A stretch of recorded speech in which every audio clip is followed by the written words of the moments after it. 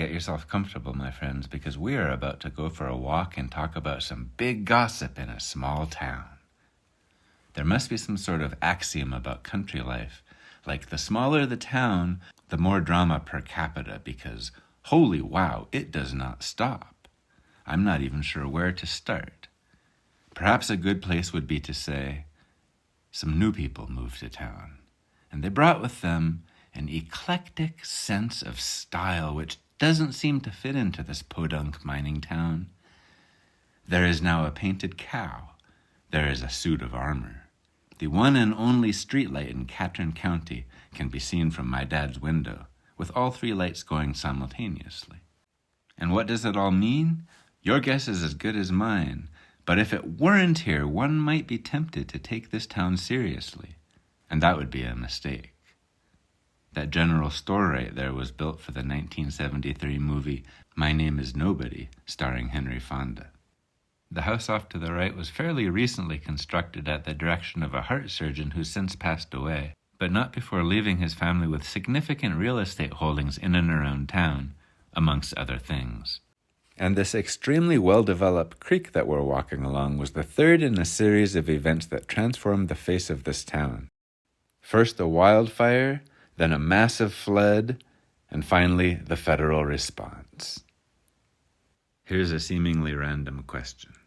What does the stock market, fantasy football, and mining for precious elements have in common?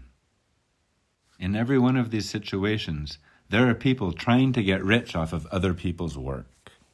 While stocks do raise venture capital for companies to expand, it's the shareholders who get paid for doing nothing.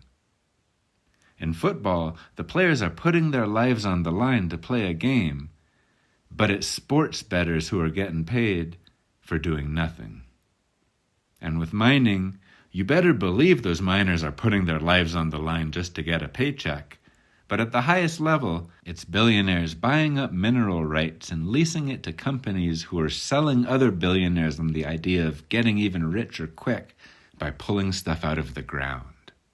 So here we are at the edge of the 100-year-old Gila Wilderness, the oldest designated national wilderness in the United States.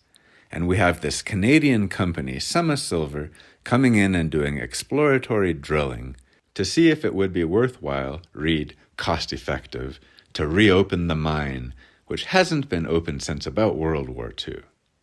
And all the residents of the town, along with the Chiricahua tribe who have been here longer than any of them, have united to put as many obstacles in the way of the mining company as possible in order to protect the land. Except, as it turned out, the doctor's wife, entirely with good intentions, one day came to my dad and told him, "You know, I really want to do something good for all the people of Mogollon." And my dad says, "Oh, really? What have you thought of?"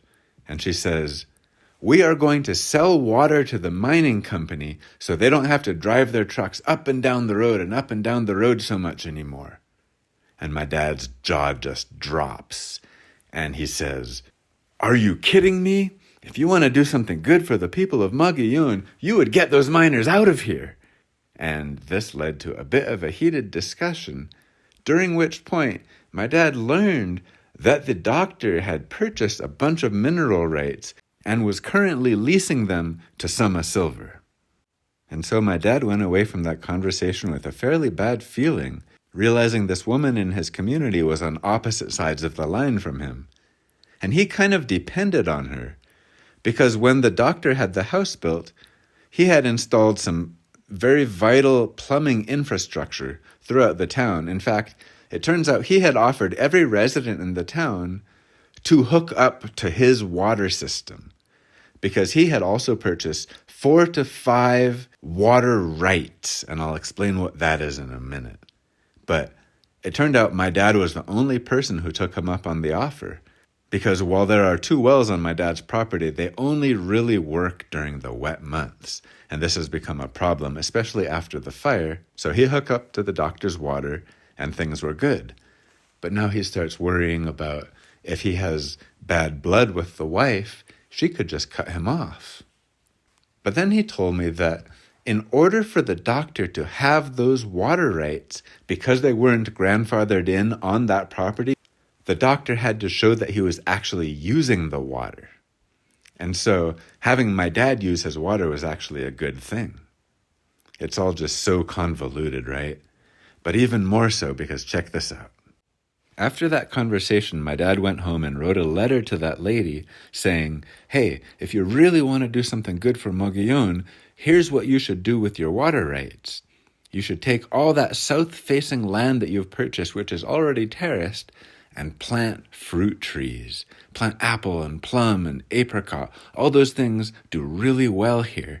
And also there's just a lot of general maintenance that hasn't been addressed in this town since Daniel Morgan passed away.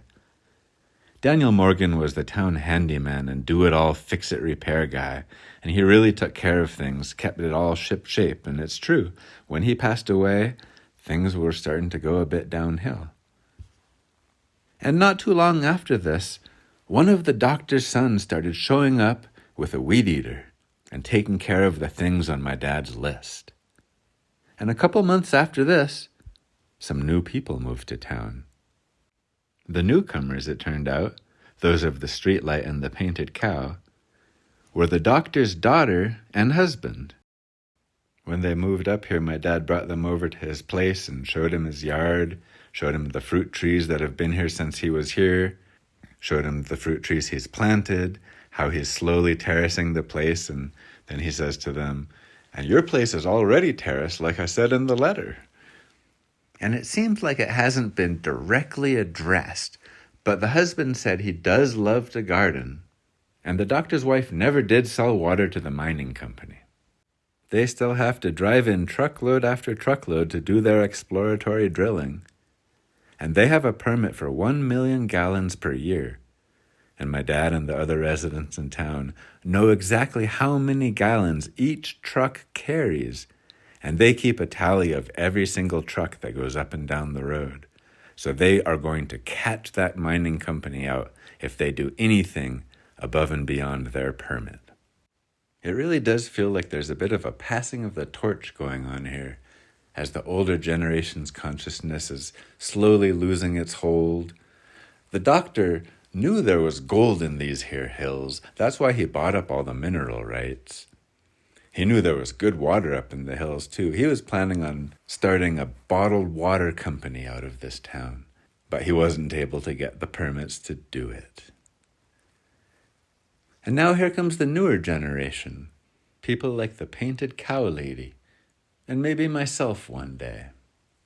My father's house comes with 2 original sets of water rights. We could legally use up to 2 million gallons of water per year on this property. Or we could sell one of those water rights to somebody who needs it. Or we could break it up into shares and sell it to people who need it. See, it's just like the fucking stock market or fantasy football, man. You create a market and its value depends on how much people will buy into it. So come, check out this ghost town if you want. Feel all the nostalgia for a time that never existed. Or just drive right through it and keep on going up into the mountains. That's what I would suggest. But if you come, bring a bucket, because there are no porta potties or bathroom services for miles. And we expect you to pack it out with you too.